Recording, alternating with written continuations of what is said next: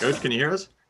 I can hear you. You guys hear me? Okay, thanks everybody. Welcome to Manny Diaz's weekly press conference. The Hurricanes are 5-1 and currently ranked 12th in both polls after their 19-14 win over Virginia last Saturday. Miami is off this weekend and next plays at NC State on Friday, November 6th at 7:30 p.m. on ESPN. We'll begin with an opening statement from Coach, and then we'll go into questions. Coach, take it away. Thank you, Carter. We feel good to be at this part of the season and to be 5-1. The bye week certainly gives us a chance to heal some of our bumps and bruises. We are a little beat down as a football team. Played some physical games here back to back, and give us a chance to really get re-energized and ready to go for what promises to be an exciting and challenging stretch run. So we're ready for that, and with that, I'll open up for questions. Great. We'll start with Gary Ferman from Kane Sport. Gary, go ahead. Hey, Manny, how you doing today? With it being an open week, can you take a minute or two and just talk a little bit about which young players on the roster are flashing in practice, on scout team, on both offense and defense, and who we might not be seeing a lot of in the games? Yeah, absolutely. We'll just start on offense. I mean, certainly offensive line, I'd say Jalen Rivers.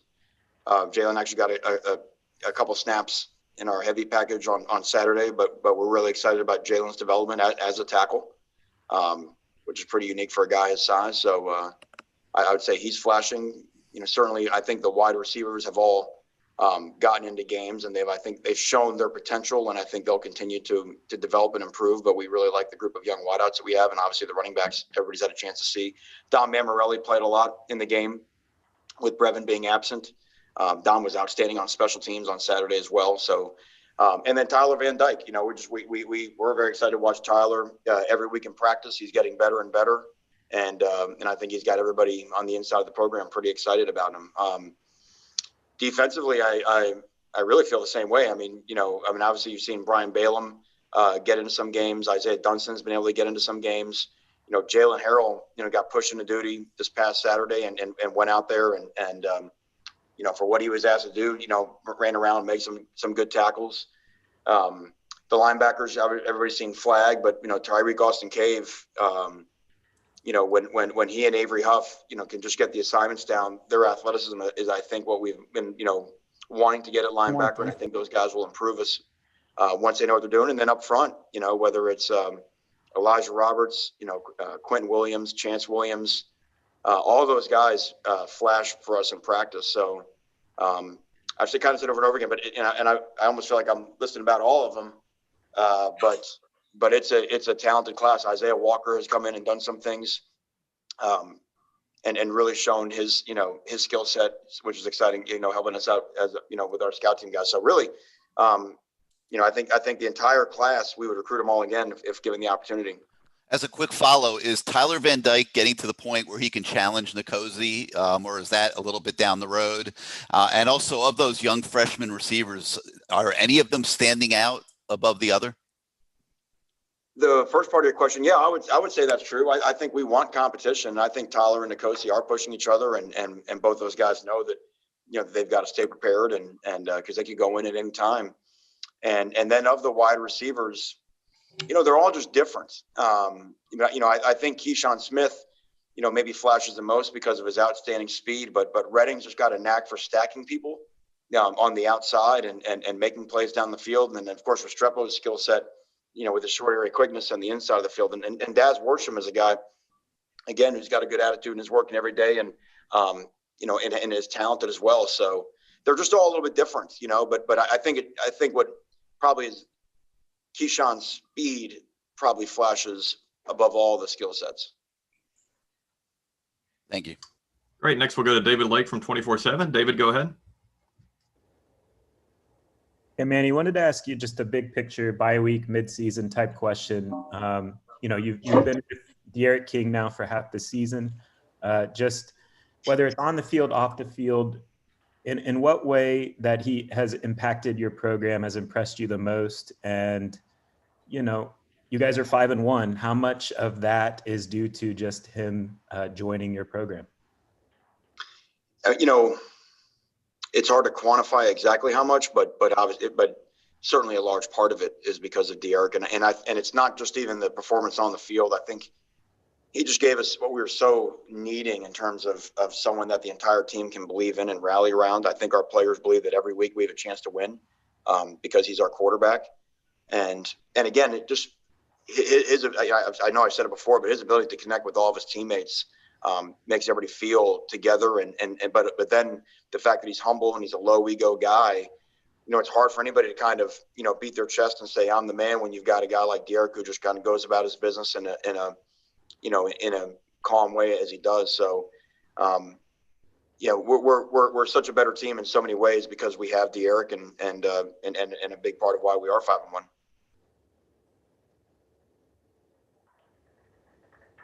Next, we'll go to Susan Miller-Degnan from the Herald. Susan, go ahead. Hey, Manny. The NCAA approved legislation recently that athletes will not practice and compete on the first Tuesday after November 1st every year, and that includes next week's election day. How do you feel about the new rule? What will your guys be doing election day? I'm thinking some of them have voted already. Also, just how will that affect your prep for North Carolina State? And can the players or coaches, for that matter, do anything football related that day? So it's a good rule, because it gives our players who may not have a chance to vote. There's no telling what the lines will be like on election day, and it gives them an opportunity, to get out there and to do it. I've been very impressed. Our Social Justice Council, headed up by Eric Hickson, not only getting everybody on our team registered to vote, but we're going to push to get a bunch of our guys to an early voting location and have them vote actually this week during the bye week. And you got a team full of everybody who just about, I'd imagine this will be the first election they've ever voted in. So this is a great chance to express one of the great things, what it means to be an American and have their voice heard, whatever side that they're on, and just be a part of the democratic process. So really proud of the council, proud of the guys for being able to do that. In terms of our prep, we're probably a little bit like NC State, where I think we're both a little better off because it's a short week, but we are coming off of, sort of a 1 day short bye. So we can just move our Tuesday, Wednesday practices to Sunday and Monday to take Tuesday off. And then we'll have Wednesday and Thursday for prep before we fly to Raleigh. Okay. So you can't, as a coach, can you do anything that day football related, or it's not really has nothing to do with you guys as coaches? Can you do planning and all that meeting? Oh yeah. No, we can come to work because I would imagine most of our staff will have already voted. I'll have already voted by election day. So we'll just come in and be able to do what we normally do in terms of our prep after our Wednesday practice. Last thing, do you guys talk about, like, the players? You're talking about the Social Justice Council or whatever. Do you guys among yourselves talk about the different points of view?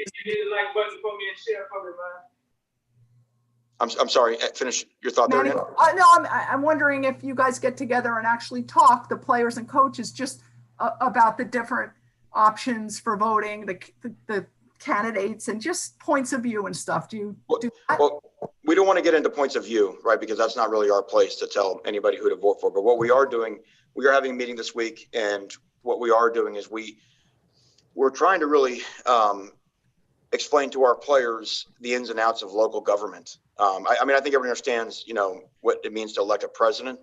But I don't know that our players have the understanding of who's in charge really of what on the local ballot, because obviously a lot of what occurs in our community is really dictated by the local governments, county or city.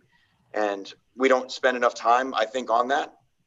Who's in charge of this? Who's accountable if I don't like this about something in my community? And a lot of our guys don't know. So that is something we're gonna have a meeting on later this week, and just kind of sort of a crash course in civics. So when you understand when you're looking at these names on the ballot, everyone spent a lot of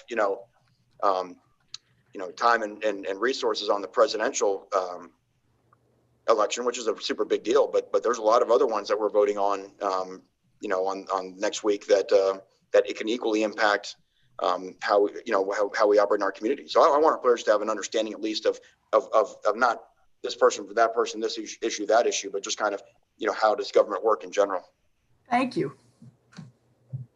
Great. Next, we'll go to Manny Navarro from The Athletic. Manny, go ahead. Hey, Coach Diaz. So we've talked about offensive tackles and recruiting offensive linemen and how tough that can be. It feels like maybe you guys have addressed it this year and getting better offensive tackle play, especially against those big athletic defensive ends and pass rushers. Zion Nelson graded out well, according to Pro Football Focus last weekend, one of the best in the ACC actually against the pass rush. Just curious how you see that position sort of at the midway point of this season, because in the past, I know that's been an issue for you guys trying to find those offensive tackles who are good enough on the outside. Yeah, you're exactly right. We do think Zion has really developed and played well. John Campbell, has been able to take some snaps, and play for us. I mean, where you feel like you've got more than one or even more than two tackles that can compete in the ACC. Obviously Jared Williams, adding him to our right side, I think just sort of calmed some things down and solidified the tackle position. And it to your point, I think it has been better this year. We didn't play great on the right side on Saturday, but that's been sort of the outlier, throughout the beginning part of the season. So, and then as you mentioned, that's just recruiting. We just got to recruit and recruit, and every year to try to keep stacked recruiting classes to create competition and improve our roster. Great. Next, we'll go to David Furones from the Sun Sentinel. David, go ahead. Hey, Coach. You mentioned this morning how many changes you had to make on special teams units with players unavailable. Maybe not as much on offense and defense with so much freshmen, although there are some that play. But I wondered if you could take me through some of those changes. Obviously, we see Xavier Restrepo has been taking in punts, but on those other units, just where guys line up. I think you mentioned Don Mammarelli. Any other guys that stood out to you? Well, yeah, obviously, Gervin Hall has got to go in. Gervin becomes our punt returner, and then Gervin injures his ankle in the first half, so now you're really, Pope goes in there, catches a punt, and Gervin, I mentioned this, Gervin played outstanding in the second half of the game, just with his effort on defense and on special teams. But, it's just, there's guys on kickoff return. I think, Dante Johnson, went in there and played some tackle for us on kickoff return. There was a lot of moving pieces. And it's not just the starters, it's your backups, because, special teams, during the course of the game, a guy may go down, a guy may be tired. There's so many things going on. And, so not just getting your first deep, but your second deep. And so there was some gymnastics with that on Saturday for sure. And then obviously we lost some depth. We lost some depth at wide receiver. We lost some depth in our secondary. And when we lose Amari on the first play of the game, that's why, I mentioned after the game, Gilbert Frierson just jumping back and playing safety. We were kind of drawing things up, in the dirt. And Gilbert's smart enough that he was able to handle that and do that and give us a series and limit some of the snaps on Gervin so we can see the day out. And I also just wanted to ask, as a clarification on some a general COVID-related unavailability. You could be unavailable whether it's because of a positive test or just because of contact tracing, correct? If you were in close contact with someone. And then how long are those? Do they range from 5 to 14 days? Is that right? Depending on the type of contact you were in with a positive case? The range is 10 to 14 days. But to your question, yes, you can be on the list for both reasons. Thank you. And all that's the ACC rule. That's written in the literature. It's all available to everybody. Next up, we've got Tom D'Angelo from the Palm Beach Post. Tom, go ahead. Hey, Manny. I was going exactly where Susan went, but a couple of quick things on this time right now. First of all, do you know if you had 100% registration? Is that even possible? I don't know if that's. Oh yeah. We were 100% back in July. Okay, I thought so. Man, you've been around a lot of. You've been coaching for a while and been around a lot of elections around kids. This year. It's just a different time. Kids are so much more aware. It seems like you guys are everybody's doing this. What does that say about these kids now and their awareness and just how different is it now from when you started around these elections? It just seems that it's just a different level for these kids being aware of what's going on. Well, obviously 2020 has been a year unlike any other. Not just with the coronavirus, but with everything else that's been going on. And, and look, I don't think this is just our student athletes. I think this is just sort of everybody in society. Social media has become there's, I don't know if you've seen, I mean, there's amazing documentaries on this. I mean, how social media has become militarized and politicized on both sides. And our players live in the social media realm. So it's hard to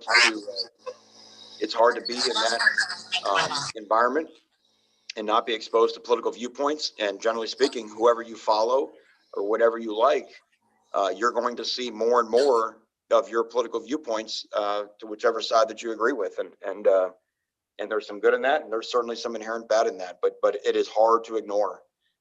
So I do think that this generation, not just, certainly my generation, your generation, but there's no doubt that if you're of the age that this is your first election, you are probably have been bombarded with more political information through social media than and they've been exposed to more than we ever would have been. I mean, we had to be sitting in front of a TV when I was a kid just to see the political ads. And now they just, it's relentless. And so they have no choice but to not be in that arena.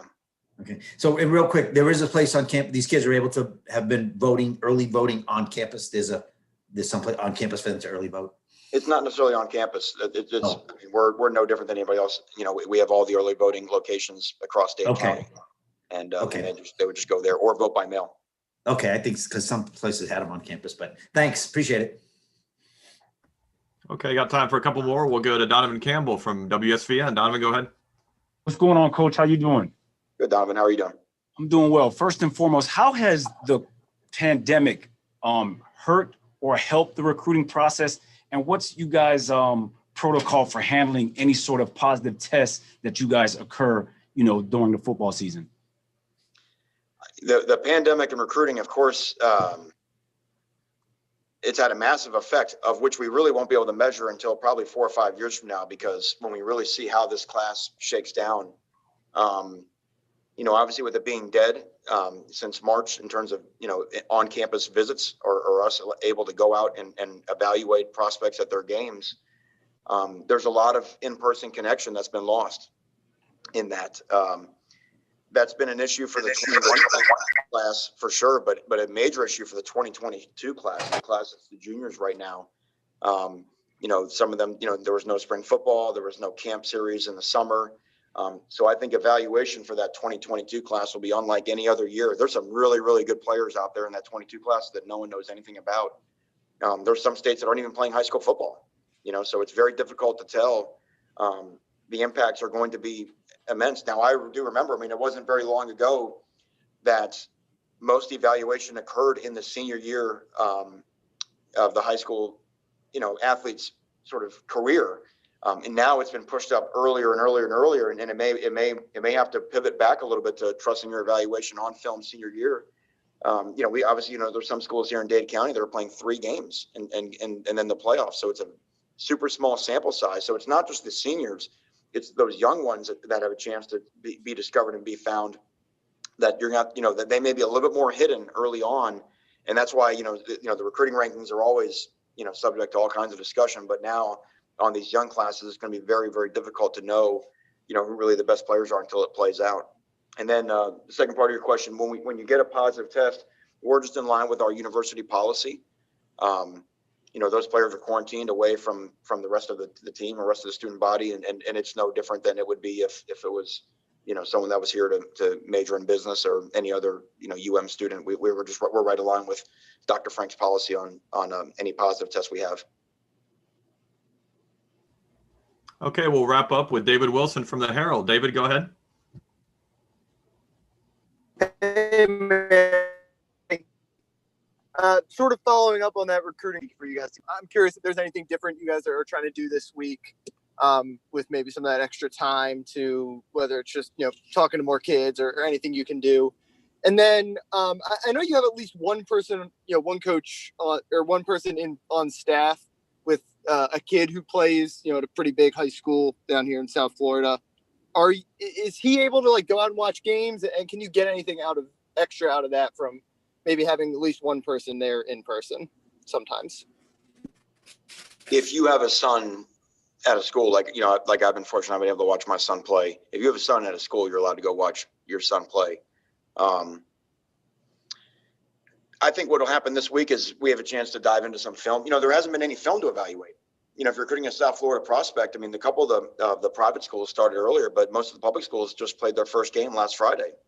So there's not a lot to watch. And we make a big deal about making sure that we watch what they do on the field and not pay attention, you know, to rankings and stars and you know, and just those type of things, you know, combine performances. We want to see how you play football. And we've not seen a lot of football, nor has anyone else. So, you know, so we will sit down, not just in the 21 class, the seniors, and see how those guys are performing, but we will try to really dig into the 22s and 23s of what's available. But we got to keep that.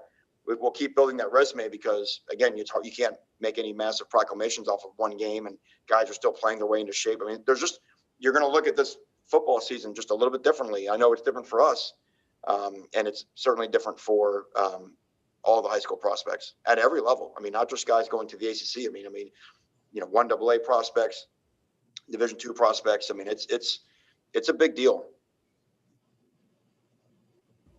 Great. Thanks, Coach. Thank you, everybody. Just a reminder that Rhett Lashley and Blake Baker will be on a separate Zoom call starting at 1:30, and we will see you guys later in the week. Thanks. Thank you all.